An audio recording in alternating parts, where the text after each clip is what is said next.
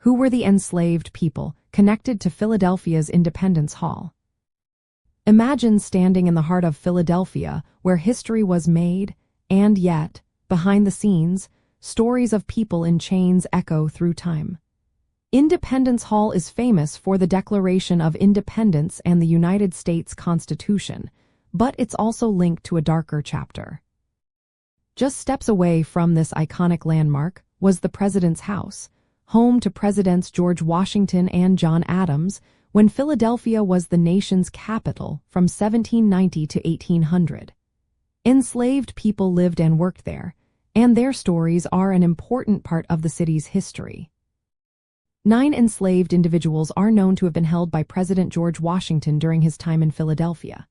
Their names are Moll, Christopher Schulz, Richmond, Giles, Austin, Paris, Joe, Hercules, and Anajudge. They performed tasks like cooking, cleaning, and personal service, and they lived in the basement and attic of the president's house. Their lives were shaped by the laws and customs of the time, which allowed slavery to exist even in a city that celebrated liberty. The house itself was built in 1767 by Mary Masters, a member of a prominent family with ties to slavery. Over the years, it was occupied by notable figures, including British General William Howe during the Revolutionary War and financier Robert Morris, who expanded the property. When the United States capital moved to Philadelphia, Morris offered his home to President Washington, and that's when enslaved people began working there. During Washington's presidency, Pennsylvania law allowed enslaved people to gain freedom after living in the state for 6 months.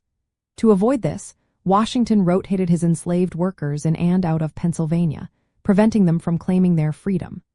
Washington also signed the 1793 Fugitive Slave Law, making it easier for slaveholders to reclaim escaped enslaved people.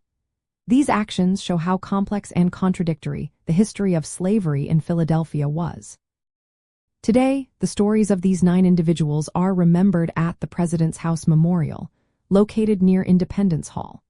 The memorial features a wall that tells their stories and highlights the contrast between the ideals of freedom celebrated at Independence Hall and the reality of slavery.